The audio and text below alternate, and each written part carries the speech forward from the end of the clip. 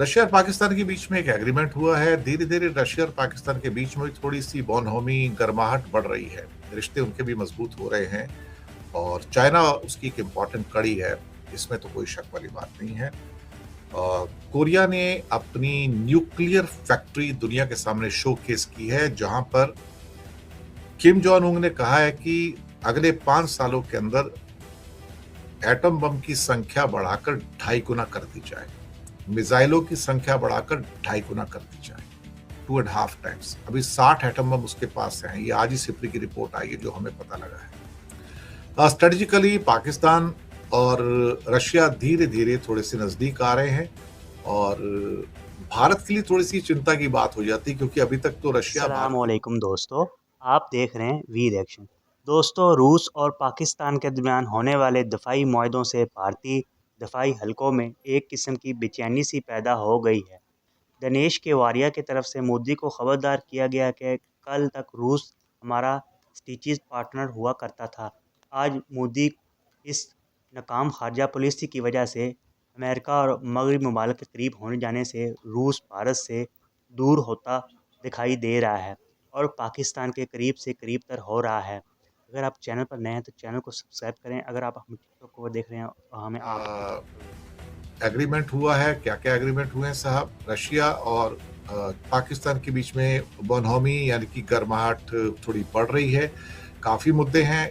इस बार जो समझौता हुआ है वो ड्रग्स के मुद्दे पे भी है, कुछ माइग्रेशंस के मुद्दे पे भी है, और अभी जो समझौते ये हो रहे हैं इसको भी एक किस्म से कहा जाए तो माइलस्टोन की तरह देखा जाएगा कि पाकिस्तान और रशिया ने इलीगल माइग्रेशन को रोकने में कॉपरेशन को बढ़ाने के लिए एक समझौते पर एक साइन किए हैं, और जो भी इलीगल जो लोग रह रहे हैं या ड्रग्स की जो स्मगलिंग है उसके ऊपर भी कॉपरेट करेंगे, उसके ऊपर भी समझौता हुआ है। स्ट्रेटेजिकली पाकिस्तान और रशिया धीरे धीरे थोड़े से नजदीक आ रहे हैं और भारत के लिए थोड़ी सी चिंता की बात हो जाती है, क्योंकि अभी तक तो रशिया भारत के ग्रुप वाले बंदा था, लेकिन अब लगता है कि रशिया भी चीजों को बैलेंस कर रहा है। उसका एक बहुत बड़ा रीजन चाइना है, क्योंकि चाइना जो है ना बेसिकली रशिया के साथ नो लिमिट एग्रीमेंट करके बैठा हुआ है, और चाइना रशिया को इंप्रेस करता है कि आप पाकिस्तान के साथ रिलेशनशिप बढ़ाओ। अब देखो, एक पाकिस्तान के पास एक फाइटर एयरक्राफ्ट है GF-17 जो पाकिस्तान में ही बनता है तो पूरा चाइनीज है, लेकिन उसका जो इंजन है वो रशियन है। मैं आपको बताऊं, उसका जो इंजन है GF-17 का, वो इंजन चाइनीज नहीं है, वो रशियन इंजन है। तो रशियन इंजन्स को ही एक किस्म से रिवर्स इंजीनियरिंग करके चाइना ने अपने कई इंजन्स बनाए हुए हैं, लेकिन GF-17 में तो ओरिजिनल रशियन इंजन लगा हुआ है, और पाकिस्तान डायरेक्ट उनसे इंजन मांगता था, लेकिन डायरेक्ट वो दे नहीं रहा है। कुछ टसल है आपस में, कुछ ट्रांसफर ऑफ टेक्नोलॉजी की है या कुछ और है, ये तो मुझे पता नहीं है, लेकिन कुछ तो ऐसा है। इस बीच में नॉर्थ कोरिया ने पहली बार न्यूक्लियर फैक्ट्री दुनिया को शोकेस किया है। न्यूक्लियर फैक्ट्री, जी हाँ, और ये मैं फोटोग्राफी आपको दिखा देता हूँ यहाँ पर, जिसमें किम जोंग उन भी खड़े हुए हैं, और उन्होंने एक ऑर्डर दिया है कि भाई 5 साल के अंदर अंदर आपको अपनी ballistic missiles, ICBMs, intercontinental ballistic missile, और एटम बम के जो नंबर हैं वो आपको 2.5 गुना बढ़ाना है। तो नए न्यूक्लियर मटेरियल फैक्ट्री का उद्घाटन किया। यहाँ पे यूरेनियम का एनरिचमेंट होता है, और ये एक्चुअली जिनपिंग के पहुंचने से 3 दिन पहले इसको दुनिया के सामने शोकेस किया गया है। मुझे लगता है कि पहली बार ऐसा हुआ है कि जहां पे नॉर्थ कोरिया ने अपनी इस फैक्ट्री को दुनिया के सामने शोकेस किया और ये कहा कि हम अपनी प्रोडक्शन को 2.5 गुना बढ़ाने जा रहे हैं। जी हाँ, 2.5 गुना बढ़ाने जा रहे हैं। ये थोड़ा सा एक ड्रेडेड सीन निकल के आ रहा है यहाँ पर।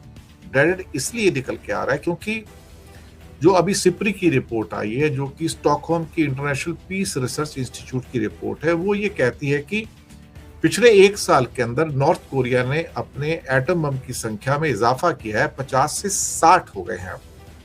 ये एक मेजर खबर है, लेकिन एक बड़ा क्वांटिटेटिव जंप फ्रांस के नंबर में और चाइना के नंबर में भी आया है। एक यहाँ से मेरे पास उसकी लिस्ट भी है, ये आज ही लिस्ट ये रिलीज हुई है एटम बम के नंबर्स की, जहाँ पर अमेरिका के नंबर में एक छोटा सा करीब 125 बम का थोड़ा सा माइनस हुआ है, रशिया के भी करीब 30-40 बम माइनस हुए हैं, ब्रिटेन का 225 लास्ट ईयर था, इस साल भी 225 है, फ्रांस का क्वांटम जंप हुआ है, 290 से बढ़कर 370 एटम बम हो गए उसके पास, यानी कि 80 एटम बम जोड़े हैं एक साल में।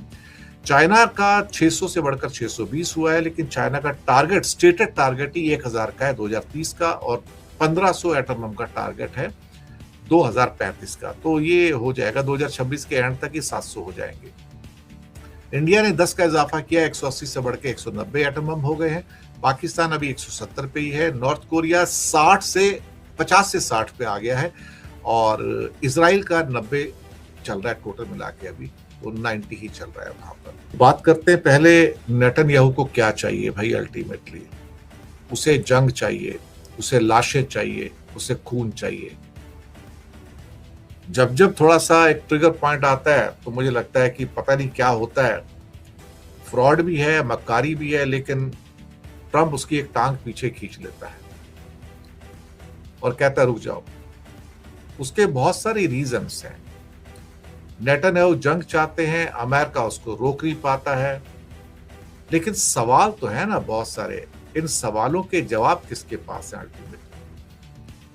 पहला तो मेन सवाल यही होता है कि किसी भी सूरत में नेतन्याहू को जंग चाहिए क्यों भाई? उसे तख्ता पलट करना है, उसे वहां पर वो राजा चाहिए ईरान में जो इजराइल का और अमेरिका का गुलाम हो।